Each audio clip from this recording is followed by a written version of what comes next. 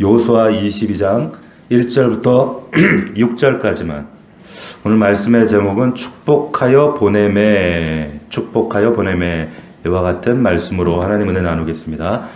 자, 이 여호수아서는 아시는 대로 여호수아의 땅 정복과 분배와 이스라엘에게 하나님 축복하시는 그런 내용입니다. 우리 지난주까지 땅을 정복하는 내용, 분배하는 내용 이제 다 끝났습니다. 이제 7년간의 정복 전쟁이 다 끝났고요. 아직까지 정복하지 못한 가나안 족속들의 땅이 남아 있기는 하지만 중요한 지점은 다 얻었어요. 그러자 여호수아가 이제 요단 동편에서 전에 미리 땅을 주어서 얻었던 세 지파를 부르는 겁니다. 그 지파가 누구였어요? 미리 지금 가나안 땅, 이 서편이 아닌 저 동편 땅에 미리 땅을 받았던 세 지파가 누구였다고요? 루벤, 갓, 므낫세 반지파. 이들을 이제 부르는 겁니다. 그리고 이제 서편에서의 가나안 전쟁을 마치고 요단 동편으로 그들에게 주었던 땅으로 돌려보내는 장면이 오늘 이제 22장 이 본문의 말씀이에요. 자, 여기 1절 보니까 그때에 이렇게 나오죠. 그때에. 그러면 이 그때가 언제인가? 그때는 이제 모든 땅 분배가 서쪽에서도 끝났을 때입니다. 먼저 동쪽 오리지널 다 받았잖아요. 받았고 서쪽 들어오기 전에 요단강 건너기 전에 이 세 지파는 다 받았어요. 7년 전에. 루벤, 갓 지파 이들이 먼저 와서 얘기했잖아요. 이 땅이 너무 좋으니까 그 땅에 들어와서 보니까 시온과 옥이라고 하는 거대한 큰 왕을 막 물리친 뒤에 이스라엘 사람들이 막 흥분해 있었습니다. 우리가 해냈다고 이러면서 게다가 땅을 보니까 땅이 너무 좋은 거예요. 너무 좋은 거예요. 그래서 이 땅을 우리에게 주십시오 했단 말이에요. 저는 성지순례를 갔다 오지는 못했지만 이제 갔다 오신 우리 정혜중 집사님 이 동편 땅을 가보셨는지 모르겠어요. 근데 제가 갔다 오신 분들의 얘기를 들으니까 이스라엘 땅이 사실은 이 우리 성경이 기대하는 것처럼 적과 꿀이 흐르는 땅이 아니에요. 굉장히 쓸모없는 땅이고 정말 사막 먼지가 펄펄 나는 땅이고 정말 쓰잘데기가 없는 그런 땅입니다. 근데 왜 적과 꿀이는 땅인지 모르겠다고 다들 그런 얘기 하시는데 그들이 이제 성지순례 가셨던 분들이 그런 땅을 보다가 어느 지역을 딱 가면 깜짝 놀라게 되는 그런 땅이 있다는 거예요. 여기가 완전히 마치 뭐 뉴질랜드 그런 땅처럼 우리나라의 대관령 목처지처럼 그런 땅이 짠 등장을 한다는 거예요. 여기가 어디지? 이렇게 그 가이드에게 물어보면 거기가 요단 동편이라는 거예요. 요단 동편. 그러니까 한국 사람들이 눈으로 봤을 때도 너무 좋은 땅. 목축에 대해서 전혀 모르는 한국 사람들이 보기에도 너무 좋은 땅인데 하물며 이 목축을 했던 이 사람들이 볼 때 얼마나 좋겠어요, 그 땅이. 그러니까 루벤 가지파가 여기가 좋사오니 나 여기 눌러 앉겠다는 거예요. 그때 루벤하고 갓에게만 주면 이거 불공평하잖아요. 그리고 다른 지파들이 반발할 수 있고 문제가 생길 수 있잖아요. 그때 이제 다른 지파들도 다 함께 싸워야 되고 앞으로 또 일거이가 정복해야 될 땅들이 많이 남아있는데 그래서 그 중에 한 지파 므낫세가 굉장히 큰 용사들이고 그들이 굉장히 싸움을 잘했단 말이에요. 그래서 지금까지 세운 공들이 많았어요. 그래서 그들에게 너희들 반은 여기에 머물러라 그랬어요. 왜 다 그 지파에게 다 주면 좋겠지만 그러면 이 사람들이 나중에 서쪽 이제 가나안 요단을 건너가서 이미 우리가 땅 받았으니까 싸울 마음이 생기겠어요? 안 생기겠어요? 안 생기는 거예요. 그런 마음이 생길 수 있기 때문에 너희들 반만 여기 남아있어라. 그래서 므낫세 반지파가 되는 거예요. 반지파.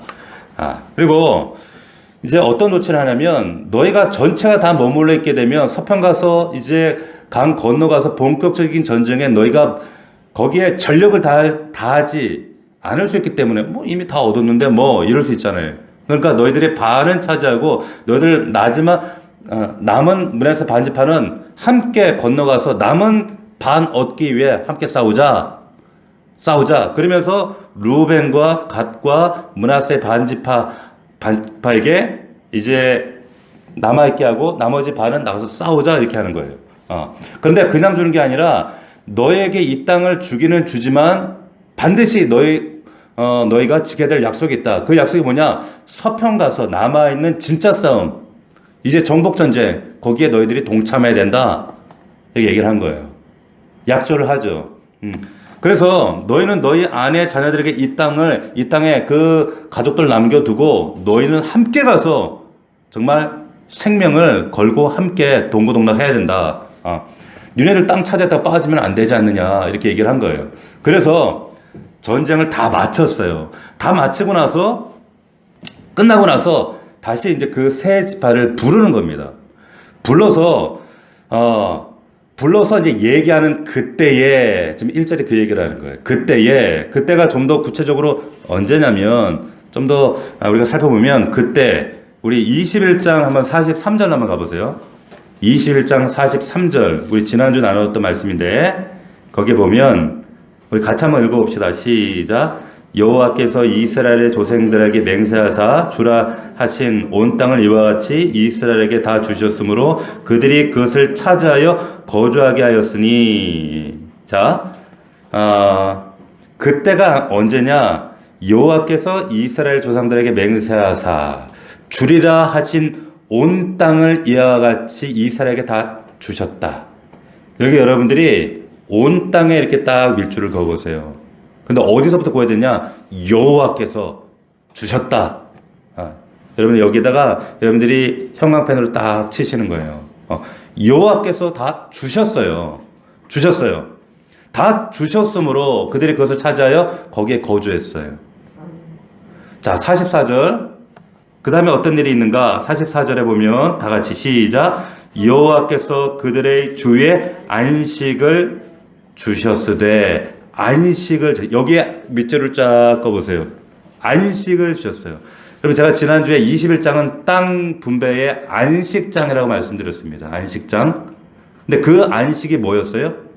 안식이 뭐였습니까? 그냥 정복전쟁 해서 끝! 이게 안식이 아니었어요. 이스라엘에게 안식이라는 것은 레위 지파가 그 각 지파 사이사이로 들어가잖아요. 성읍 48개를 분배받았어요. 레위 지파는. 제사장 지파이기 때문에 48개 성읍을 분배받고, 그리고 6개의 뭘 받았어요?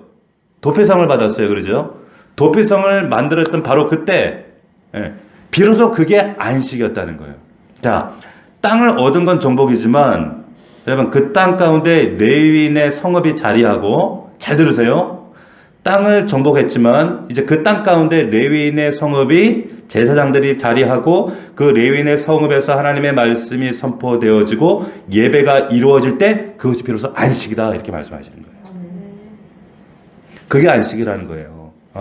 그것이 진정한 정복의 끝이다. 이게 진정한 분배의 끝이다. 땅 분배의 안식이다라고 말씀하시는 겁니다. 그러니까 잘 들으세요. 우리가 열심히 일해서 내가 많이 벌고 많이 얻고 높은 자리에 올라가고 좋은 학교에 들어가고 그게 끝이 아니라 그 자리에서 예배하며 하나님께 영광 돌리는 것이 뭐예요? 그게 안식이라는 거예요. 그게 안식이라고 말씀하시는 거예요. 하나님께 감사의 제사를 드리는 게 비로소 안식이라는 거예요. 자, 그래서 안식을 주셨을 때 말씀 보세요. 그 조상들에게 맹세하신 대로 하셨으므로, 자, 하나님께 맹세하신 거 다 이루어졌어요. 그리고 그들의 원수 중에 그들과 맞선 자가 하나도 없었으니 원수가 소멸되고 이는 여호와께서 그들의 모든 원수들을 그들의 손에 넘겨주셨음이니라. 자, 하나님이 친히 그 모든 원수를 넘겨주셔서 이제 진정한 평안과 안식을 주셨다는 거예요. 아멘이십니까? 신앙은 여기까지 가는 거예요. 여기. 그런데 뭐 하나 이제 성취하고 오면 끝났네, 다 받았네, 이제 풀어지는 거예요. 그때 또 시험이 와요. 보세요. 그래서 45절 말씀을 한번 다 같이 읽어봅시다. 시작. 여호와께서 이스라엘 족속에게 말씀하신 선한 말씀이 하나도 남음이 없이 다 응하였더라. 할렐루야. 여기까지예요. 여기까지. 에? 얼마나 귀한 말씀. 하나님의 말씀에 선한 말씀이 다 응했다는 선한 말씀. 여러분에게도 하나님의 선한 말씀이 들려지고 선포되어져요.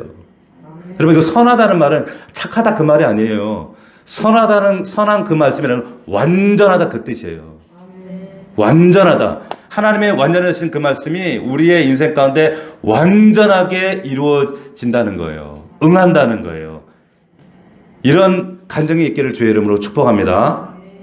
우리가 매주 금요일마다 말씀을 붙들고 이 말씀들이 사실은 하나님의 완전한 말씀인데요. 이 말씀이 우리에게도 남김없이 완전하게 응하는 날이 온다는 거예요. 아멘. 그날이 지금 이스라엘에게 온 거예요, 이게. 그래서 제가 말씀드려요. 이 여호수아 말씀이 중요하고 신약에서는 에베소서 말씀이 중요하단 말이에요. 그 응하는 게 구체적으로 어떻게 이루어져야 되는가? 자, 하나님이 이스라엘 그들 사이에 안식을 주셨고 모든 적들을 물리주셨고 그리고 말씀이 다 이루어진, 그래서 이제 22장 넘어와서 그때에 이렇게 얘기하는 거예요. 그때가 언제인지 아시겠죠? 그때에 바로 그때 이제는 참 평안이 왔단 말이에요. 7년 정복전쟁이 끝났단 말이에요. 그때에 이제 세 지파를 부른 거예요. 르우벤과 갓과 므낫세 반 지파를 부른 거예요. 그리고 2절입니다. 2절, 그들에게 이르되 여호와의 종 모세가 너에게 명령한 것을 너희가 다 지키며. 잘 보세요. 지금 2대에 걸쳐서 변함없이 충성한 이 그들을 칭찬합니다. 먼저 칭찬해요. 모세가 명령한 것을 다 지켰어요. 모세가 명령했잖아요. 너희가 요단 동편 땅 그 줄 테니까 주기는 준다. 그러나 너희는 요단 서편 건너서 모든 정복 전쟁 끝날 때까지 똑같이 함께 싸워야 된다. 잘 지켰단 말이에요, 그거. 너희가 이미 얻었다고 방심하면 안 되고 아직 얻지 못한 너희 형제 지파들을 위해서 최선을 다해 싸워야 되는데 명령 그 잘 지켰다는 거예요. 너무 기특하다는 거예요. 귀하다는 거예요. 그래서 또 내가 누구예요? 여호수아죠. 여호수아가 명령한 것도 잘 너희가 지켰다. 순종했다. 근데 여러분 이게 말처럼 쉽지가 않아요. 쉽지가 않습니다. 이미 얻은 자들은요, 이거 순종하기가 쉽지 않아요. 이미 문제 해결받고 이미 내가 성취했고 이미 가지면요 또 인간은 딴 생각한단 말이에요. 딴 생각이에요. 내가 아직 얻지 못했을 때 순종 안 하면 내 거고 네 거고 뭐 없잖아요, 이게. 그러니까 그때는 뭐 무조건 순종해야 되지만 내가 아쉬우니까. 근데 루벤 갓지파 이 므낫세 반지파는 얻었단 말이에요, 이미. 그런데 여러분 순종했다. 이미 얻은 사람들은요 순종보다 뭐가 생각나겠어요? 순종보다 빨리 그 얻은 땅으로 가고 싶죠. 남겨진 첫 아직한테 가고 싶죠. 거기서 빨리 가서 농사 짓고 행복하게 살고 싶죠. 그런 생각이 나니까 막 뒤가 캥기는 거예요, 계속. 그런데 그렇게 하지 않고 여호수아 말에 순종했다. 누구보다 열심히 싸웠다는 거예요. 그거 칭찬하고 있는 겁니다. 멋지잖아요. 얼마나 귀한 거예요. 내 거 생각하면 절대 이룰 수가 없는 거죠. 뭘 생각한 거예요? 하나님 나라와 공동체를 생각한 거예요. 내 형제들을 생각한 겁니다. 그들의 이런 모습을 칭찬하면서 3절에 근데 그렇게 그들이 싸울 수 있었던 원동력이 뭔가? 3절 같이 읽어봅시다. 시작. 오늘까지 날이 오래도록 너희가 너희 형제를 떠나지 아니하고 오직 너희 하나님 여호와께서 명하신 그 책임을 지키도다 그랬어요. 자, 책임을 지켰다는 거예요. 오직 너희 하나님 여호와께서 명하신 그 책임을 지키도다. 여러분 여기 책임에 동그라미를 해보세요. 형광펜에 동그라미. 이게 굉장히 중요한 신앙의 아주 중요한 덕목입니다. 은사이자 열매예요. 보세요. 책임을 감당한다는 것. 책임. 우리에게 책임을 감당하는 것. 신앙적인 말. 요즘 우리 말로 바꾸면 뭐 하는 거예요? 이게 뭐예요? 성령의 열매 가운데 뭐예요? 충성이라는 거예요. 충성. 충성은 뭐 아부하는 게 아니고 뭐 누구한테 목숨 걸고 뭐 열심히 잘 벌려고 하는 게 아니라 충성은 뭡니까? 갈라디아서는 그 충성이라고 하는 것은 뭐냐면 자리를 지키는 거예요. 변덕 떨지 않는 거예요. 묵묵히 그 자리를 지키는 거예요. 그게 충성이다라고 하는 겁니다. 사단 마귀가 우리를 미혹해서 무너뜨리는 게 이 지점입니다. 자고하게 만들어요. 그리고 나만한 사람이 없는데, 그러죠? 내 존재 가치를 왜 이렇게 무시하십니까? 하나님이 다 줬는데도 불구하고 아담과 하와가 어느 날 자고하잖아요. 야, 너 왜 이런 취급받아? 야, 너 알아주지도 않는데 뭘 참아? 뭐 이런데 고생해? 야, 네가 딱 독립하면 더 멋지게 살 수 있는데, 예? 그러면서 하나님 허락하신 것들을 만족을 상쇄시켜 버려요. 뭐가? 교만한 마음이, 높아진 마음들이요. 자, 그러면서 어떻게 해요? 이제 그 하나님이 지키라고 하신 자리를 박차게 만듭니다. 그리고 나가죠. 어떻게 돼요? 결국 사단이 하는 일이 뭐냐면 하나님이 충성하라고 그 자리를 지키라고 하는 그 에덴의 자리를 박차게 만들어요. 교회 안에서 어떤 시험 문제 일으키고 뭐 이래서 서운해요, 저래서 서운해요, 박차는 사람들 대부분 이런 문제들이 발단이 되는 거예요. 자, 이게 사단의 전형적인 방법입니다. 만족을 모르게 하고 자고하게 만든다는 거예요. 제가 이제 그 전에 있던 이제 부교육자 생활을 할 때 연말이 되면 이제 교육자들이 이제 이제 어려워요. 어려운 시즌이 옵니다. 전화 받기가 두려워져. 왜 그런가 하면 이제 각 부서에서 뭐 교사들, 셀장들, 그리고 뭐 각 부서에 충성하던 사람들이 어떻게 해요? 네, 전화가 오면 대부분 전화 오는 건 뭐야? 목사님, 저 그만하고 싶어요. 쉬고 싶어요. 이래서 그래요. 저래서 이제 전화가 와요. 그러면은 이제 뭐 나름 이제 여러 가지 뭐 핑계 없는 무덤이 없다고 다 핑계거리들이 다 있어요. 그러면은 근데 사실은 그 마음의 근본을 건드려 보면 사실은 그 마음 안에 자기 안에서 채워지지 않는 그게 있는 거예요. 빈자리가 있는 거예요. 그게 하여튼 누구든 채워졌으면 좋겠는데 아니면 누가 건드리든 그게 환경에 건드리든 뭐 가정에 건드리든 뭔가 결핍이 건드리든 뭘 건드렸는데 안 채워진다 그거예요. 나 못하게 했어요. 나 서운해요. 섭섭해요. 근데 이제 거기서 그러십시오. 그러면 그 사람은 100% 한참 더 멀리 가요. 그러니까 이제 그때 이제 교육자들이 또 그냥 바쁘게 그 가정에 신방해가지고 만나가지고 집사님 하나님이 집사님의 그 일을 얼마나 귀하게 보시는지, 하나님이 얼마나 당신을 사랑하시는지, 얼마나 교회 유익이 되는지, 당신 하나님 약속 가운데 얼마나 큰 자리를 찾아 먼저 그런 얘기하면 이제 신방 끝날 때쯤 되면 어떻게 달라져 있어요? 뭐 굳이 목사님도 그렇게 얘기하시니까 그러면 1년만 더 해볼게요. 그래요 이제. 그리고 마음이 이제 바뀌는 거죠.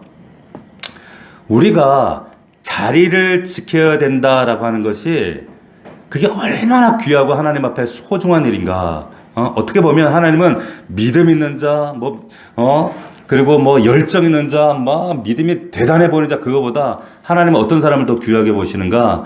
그 자리를 지키는 자를 귀하게 보신다는 거예요.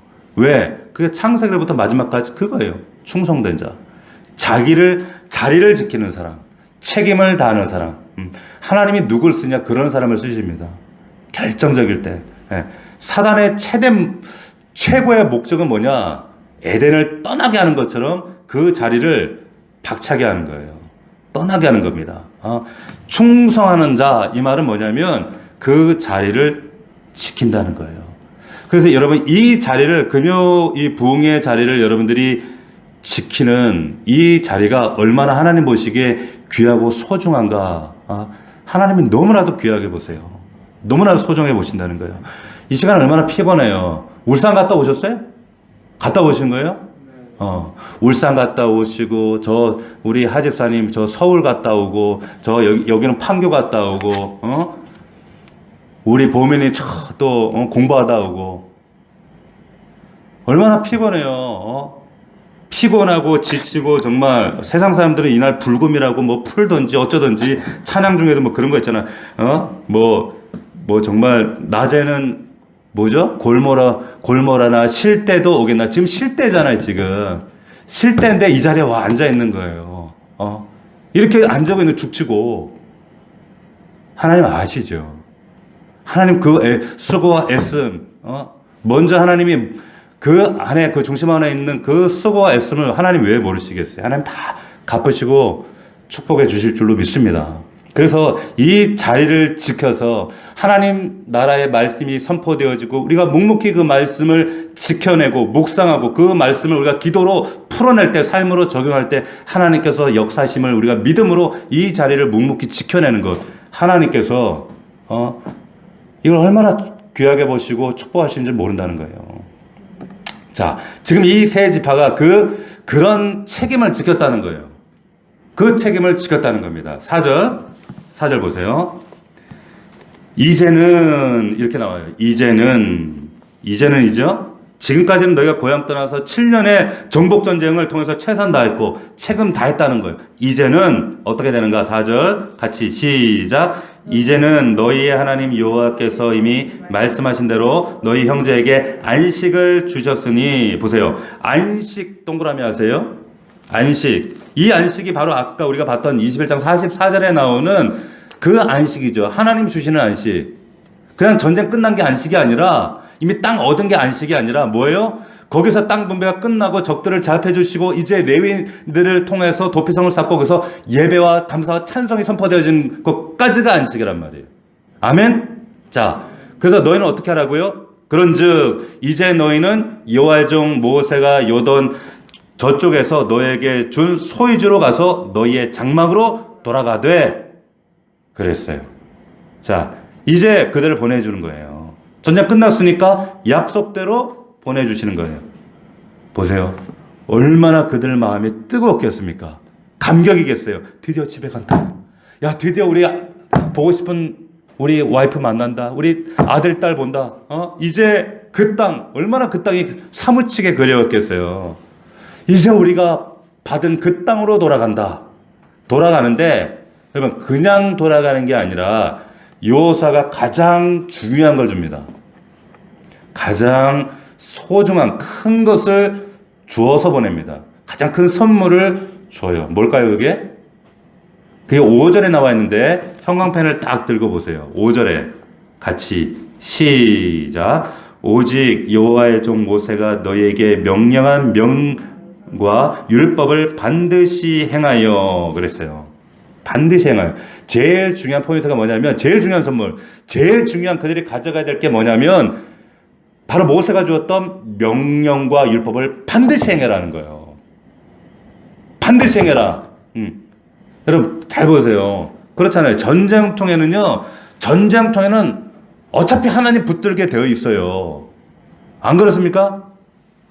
고난 중에는, 여러분 우리가 시련 중에는, 영적 전쟁 중에는 지금 내 사정 때문에 하나님 붙들게 되어 있다니까요. 그렇지 않습니까?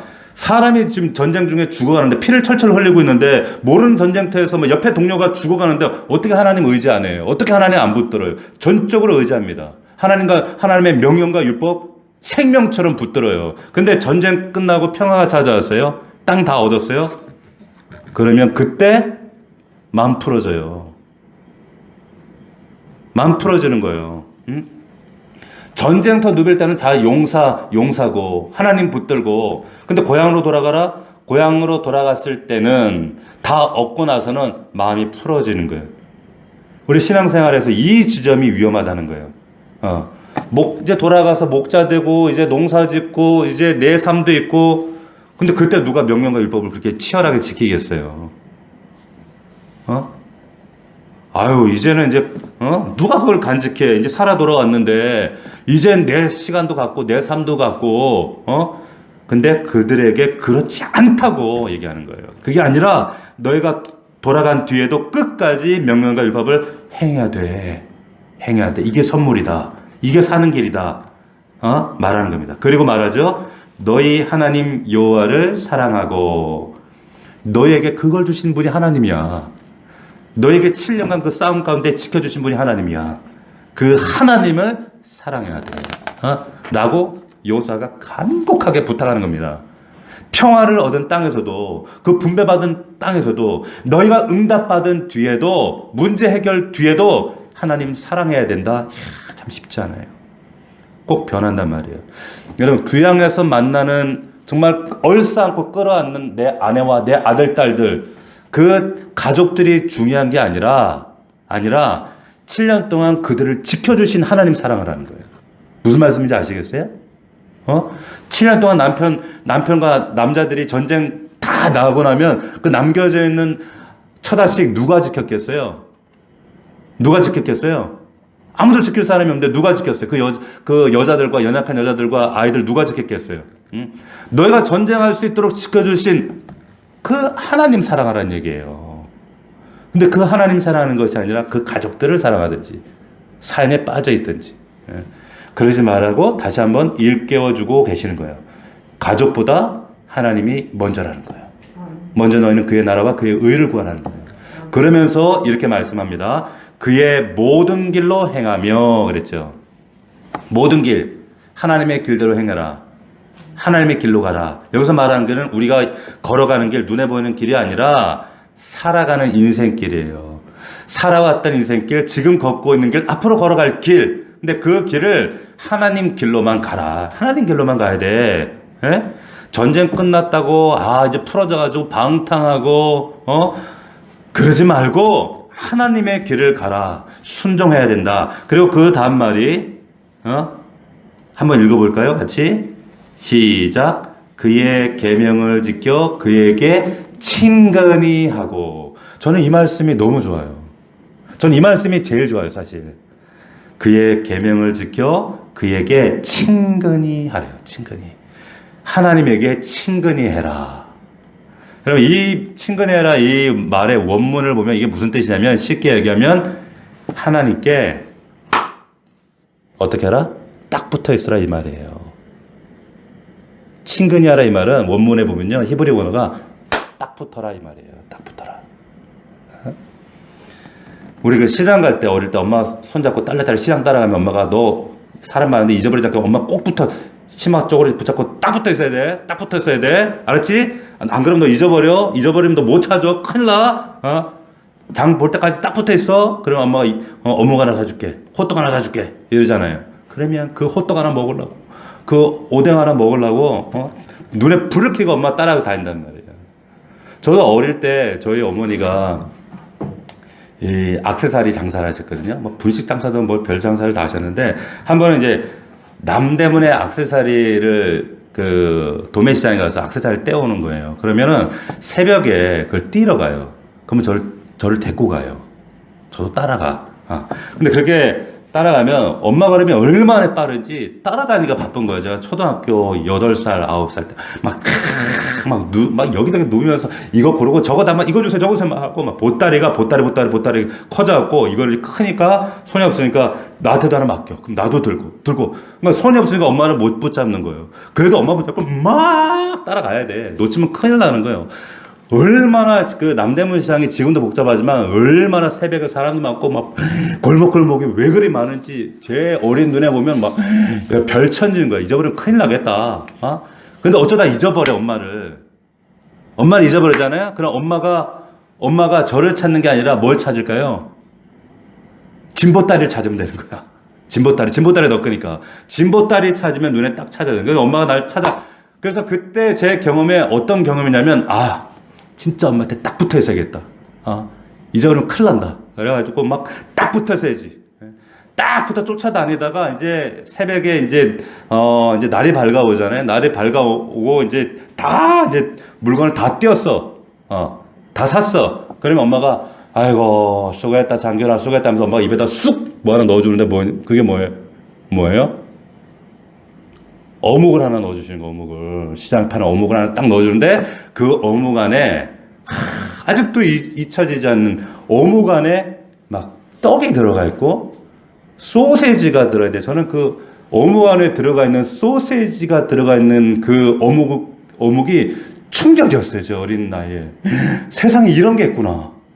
이런 게 있구나. 근데 엄마가 이제 그 상으로 그 어묵을 딱 주시는 거예요. 얼마나 어린 나이에 맛있겠어. 새벽에 잠도 안 자고 쫓아나가지고 그 추운데 쫓아다니다가 엄마가 이걸 탁 주실 때 그 감격, 기쁨. 그리고 집에 가잖아요. 며칠 있으면 엄마한테 또 물어봐. 엄마 남대문 언제 가? 나 또 데리고 가. 나 또 갈래. 네. 그러는 거예요. 왜? 어묵 먹으려고. 그거 받아 먹으려고. 딱 붙어 있으니까 이런 선물이 생기더라는 거예요. 어묵이 생기더라는 거예요. 지금 그 얘기 하시는 거예요. 너네 딱 붙어 있어. 그럼 하나님이 어묵 하나 준다. 무슨 말씀인지 아시겠어요? 쉽게 설명하려고 제가 별 얘기 다 하잖아요. 보세요. 우리가 여러분들이 험한 세상 살아가면서 딱 붙어 있어야 돼. 딱 붙어 있어요? 멀찌감치 붙어 있잖아요. 필요할 때만 붙어 있잖아요. 아쉬울 때만 붙어. 그러면 어묵 안 생겨요. 그게 안식이 안 된다니까. 한눈 팔면 안 돼. 쫓아와야 돼. 이러면 큰일 난다. 끝까지 딱 붙어 있는 자에게만 소세지가 가득한 어묵이 생긴단 말이에요. 그 말씀이 그에게 친근히 하고 그 말씀이에요. 아시겠어요? 그 다음 말씀 우리가 너무너무 많이 본 말씀인데 신명기 말씀의 요약입니다. 요약 같이 시작. 너희의 마음을 다하며 성품을 다하여 그를 섬길지니라. 아멘? 아멘입니까? 자, 너희의 마음을 다하며 성품을 다하여 그를 섬겨라. 이게 신명기 요약입니다. 신명기 전체에. 이 말씀을 너희 마음에 품고 전적으로 마음을 다하고 성품을 다하고 힘을 다하고 뜻을 생명을 다해서 너희 하나님을 사랑하고 섬겨야 돼. 그러면서 6절 같이 시작. 여호수아가 그들에게 축복하여 보내매 그들이 자기 장막으로 갔더라. 할렐루야. 아시겠어요? 여러분 보세요. 이 장면을 한번 상상해 보세요. 이제 7년간의 전쟁을 마치고 이 축복을 받으며 이 장정들이 남자들이 서로 막 가슴을 부대끼며 끌어안고 눈물로 울며 감격하면서 지난 7년간 고생했던 게 막 파노라처럼 지나가면서 고생했습니다. 애썼습니다. 이제 각 지파로 안녕히 돌아가십시오. 정말 당신 정말 너무나 애썼습니다. 가서도 잘 사십시오. 이 말씀 꼭 붙듭시다. 이런 격려와 위로와 이 축복의 함성이 넘치지 않았겠어요? 이런 인사가 우리 넘치는 교회도 우리 모두에게도 풍성한 그 간정이 있기를 주의 이름으로 축원합니다. 이 땅에서 그리고 하나님 주님 앞에 섰을 때 한 사람도 멋쩍은 사람이 있으면 안 돼요. 여기서 전쟁 뒷전에서 하면 좀 뻘쭘하지 않겠어? 보세요.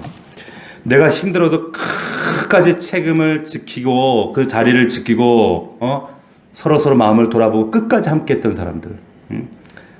그 사람 서로에게 그래서 격려가 되어주고 위로가 되어주고 그래서 감사로 축복하고 하나님이 당신과 함께하기를 원합니다. 마지막 인사를 다 안녕히 가세요. 잘 살아야 돼. 얼마나 그 뜨거운 인사 가운데 감격이 넘쳤겠습니까? 우리 교회가 그런 교회가 되길 원해요. 정말 우리 넘치는 게 그러길 원해요. 자, 근데 보내면서 한마디 더 당부하는 말씀이 있어요. 그게 뭐냐? 수고했다. 하나님 사랑해야 된다. 이게 끝이 아니라 한 가지 더 당부를 하는데 7절, 8절 말씀을 보시면 우리가 말씀을 읽지는 않았습니다.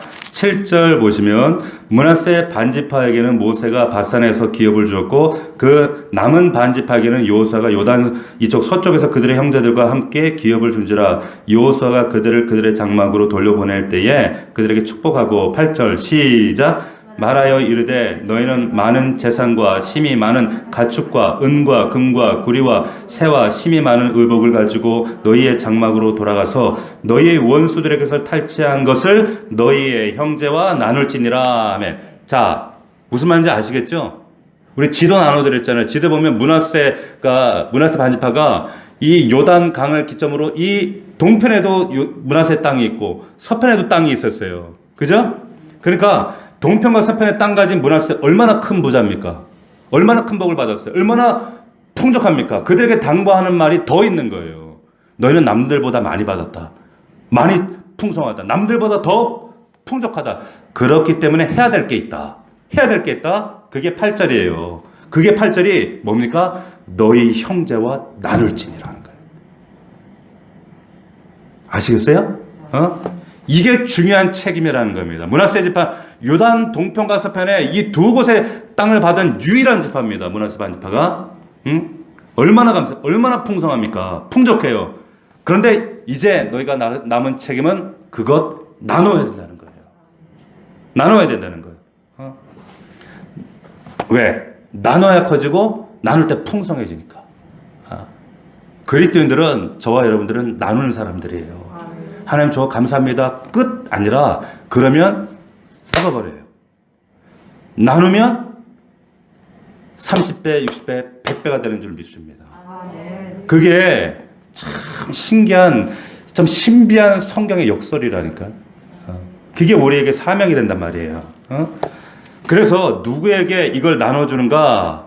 이거 여러분들을 가장 복되게 하는 건데, 이 나눠주는 게 뭘 나눠요? 여러분들 그럼 뭘 나눠야겠어요? 여러분 받은 은혜를 나눠야 될 거 아니에요. 그럼 누구에게 나눠야 되겠어요? 여러분들 이웃에게, 또 가족들에게, 또 뭐 누구에게든 나눠야 되는데, 이 은혜가 누가? 하나님이죠. 하나님을, 입을 열어 하나님을 증거하는 거예요. 나누는 거예요. 그런데 가장 먼저 누구에게 지금 이걸 나눠야 되는가? 누구에게 나눠야 돼요? 예? 예수 안 믿는 사람? 내 이웃들? 가장 먼저, 제일 먼저 여러분들은 자녀에게 나누셔야 되는 거예요. 제일 먼저는 자녀들이에요. 자녀들. 왜 엄마가 툭하면 교회 가는지, 왜 아빠가 그렇게 힘들어서 애써서 땀을 번 그 돈을 하나님 앞에 아낌없이 드리는지 애들은 모른다니까요. 몰라요. 말해주지 않으면 모르는 거예요. 말해줘야 돼. 하나님이 여기까지 오게 하셨다. 하나님이 우리 가정 지켜주신다. 하나님이 너희 보호해주신다. 하나님이 너희 학교 갈 때도, 하나님이 너 직장 갈 때도, 너 군대 갈 때도, 너 유학 갈 때도 하나님이 너 보호하시고 너 지켜주신다. 네가 어디 가든지 엄마 아빠가 너 걱정하지 않는 이유는 하나님이 너 함께 하실 거야. 너 지켜주실 거야. 하나님 때문에 우리가 있었어. 그 하나님 네가 사랑해야 돼. 라고 여러분들 꼭 전해줘야 되는 거예요. 애들이 그러면 뭔 소리요? 알아서 할지라도 끊임없이 가랑비에 옷 젖는 줄 모르게 끊임없이 그들 세포 안에 이게 각인되어 버리도록, 심장에 하나님의 이 말씀이, 어릴 때 그 말씀들이 그 말씀이 그 말씀인가 보다 관통될 때까지 계속 해줘라는 거예요. 그런데 부모들이 이 말 안 해요. 안 합니다. 뭐 안 해도 알겠지, 뭐 우리 열심히 하다 보면 애들이 뭐 따라오겠지, 뭐. 그게 아니라니까요. 아니라는 거예요. 나누라는 거예요. 문화에서 반입하기. 나누라. 받은 은혜 나누라는 거예요. 전하는 거예요. 그러니까 여러분들이 예배 마치고 돌아가면 애들 꼭 안고 지나가는 말, 하나님이 너 이렇게 사랑한다. 복 주실 거야. 축복하실 거야. 그리고 자녀들이 지금 이 땅에 없으면 전화해서, 우리 정 집사님은 미국에 전화해서 하나님 너 이렇게 축복하시다. 하나님이 너 은혜 주시다. 참 아빠가 너 요즘 너 때문에 금요일때 나가서 얼마나 기도한 줄 알아? 하면서 전달하는 거예요. 그러면 아이들이 얼굴 표정은 왜 저러나 또 그럴지라도 마음에 그게, 그 말씀이 나중에 일한다니까요. 하나님이. 그게 8절에 너희 형제와 나눌지니라는 거예요. 여러분 말씀했습니다. 여러분들의 자리를 지키는 것, 책임을 다하는 것, 이 충성, 이게 가장 귀한 열매예요. 이 자리를 지키는 것도 여러분 귀한 하나님 축복이에요. 그리고 여러분들 하나님을 더 사랑하고 하나님을 더 섬기고 말씀을 온전히 지켜 순종하고 그 하나님과 친근히 딱 붙어 있는 거예요. 그리고 여러분들에게 주신 하나님 은혜 있으면 내 거야 이러지 말고 나눠야 돼요. 움켜쥐면 썩어요. 그럴 때 하나님께서 여러분들의 큰 은혜를 더하실 줄 믿습니다. 아멘. 이 밤에 우리가 말씀을 붙들고 하나님 그러지 못했던 것 하나님께 돌이키고, 우리에게 허락하신 기도의 제목들은 고난이 아니라, 아픔이 아니라, 하나님 우리에게 반드시 큰 축복을 주실 때는 고난과 시련이라는 포장지에 싸서 주십니다. 그러니까 지금 내게 있는 이 고난과 어려움과 슬픔과 아픔은 이게 포장지구나, 그 안에 뭔가 있구나 라고 생각하셔야 되는 거예요. 하나님 이걸 분별할 수 있는 눈을 허락해 주십시오. 기도하시고 정말 이 밤에 하나님을 찾을 때 하나님께서 큰 응답으로 역사해 주실 줄 믿습니다. 우리 주여 3번 부르고 간절하게 우리 통성으로 기도합시다.